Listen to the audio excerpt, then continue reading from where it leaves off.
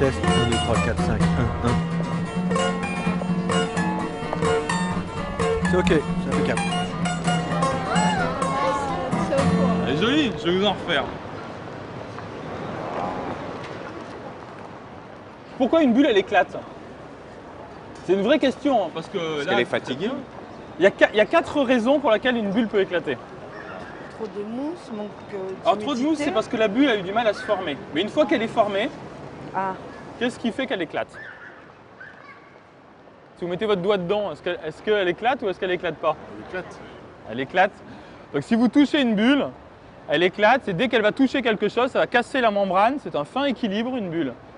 Une fois que l'équilibre est rompu, elle va disparaître.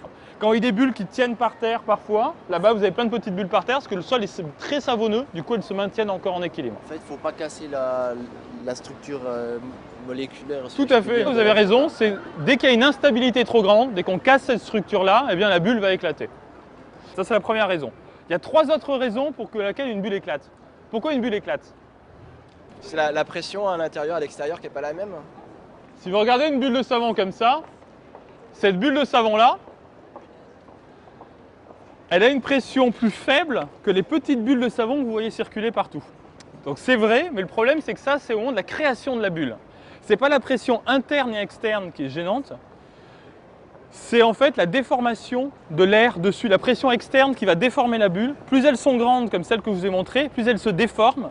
Au bout d'un moment, elles se déforment tellement que il va y avoir une rupture, un rayon de courbure qui va être tel que ça va casser. Une fois que ça casse, ben forcément la bulle elle éclate intégralement. Donc c'est vraiment la déformation. Les petites bulles, vu qu'elles sont plus de pression à l'intérieur, elles se déforment moins et elles tiennent plus longtemps. Il y a 2 autres raisons. Peut-être elle est lourde, je sais Donc pas. c'est la gravité. Ouais, elle va peser quoi.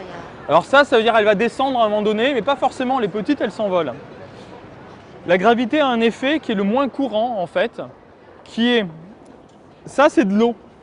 Si vous mettez de l'eau sur une vitre, l'eau elle reste pas en haut, elle descend.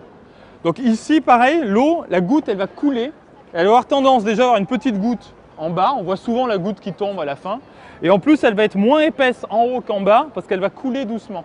Et au fur et à mesure que ça descend par gravité, en haut, eh bien elle peut devenir tellement fine qu'elle va éclater.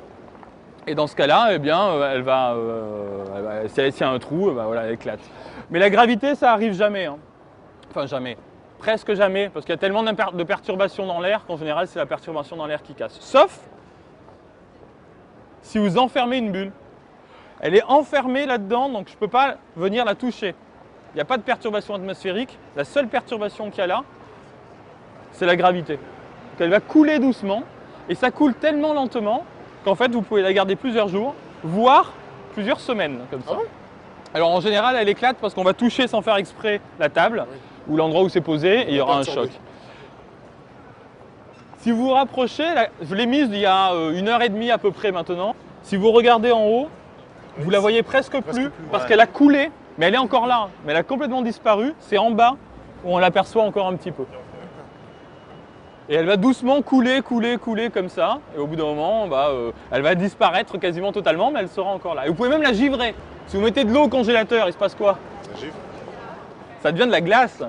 Donc vous prenez ça, vous enfermez très hermétiquement, il faut que ce soit un bocal qui ferme très bien. Et puis il ne faut pas donner de choc au congélateur, parce que là c'est vraiment un grand équilibre. Vous mettez au congélateur, et au congélateur, eh bien, vous avez votre bulle qui va se cristalliser, et après vous aurez une bulle de givre.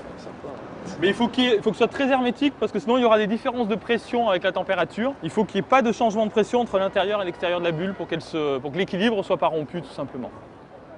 Et là, après, vous avez une bulle. C'est assez compliqué à mettre comme ça en bocal. Ah non, alors en bocal, je peux vous le refaire. S'il vous plaît. Ici, j'ai un goulot de bouteille que j'ai découpé. Je le mets sur mon fond d'eau. Et ensuite, regardez, je prends une paille, je trempe dans du savon, Ah oui, et d'accord. voilà. Tout simplement. Donc c'est au contraire, c'est extrêmement simple. D'accord. Alors- Ah ouais. Il y a quand même une 4e raison que je ne vous ai pas dite. Alors, il faut que je revoie. Je vous ai parlé de la gravité, je vous ai parlé des différences de perturbations atmosphériques, toucher. Mince, il me manque la 4e, je ne sais plus. À force de le dire, je viens de l'oublier. Ah oui, la dernière, ça y est. L'évaporation. C'est l'eau qui sèche dedans au fur et à mesure. Alors, vous avez de l'eau à l'intérieur. Si jamais l'air ambiant, s'il y a trop de chaleur, l'eau va s'évaporer. Si ça s'évapore, eh bien dans ce cas-là, votre bulle va éclater. Donc gravité, instabilité, évaporation et choc quelconque.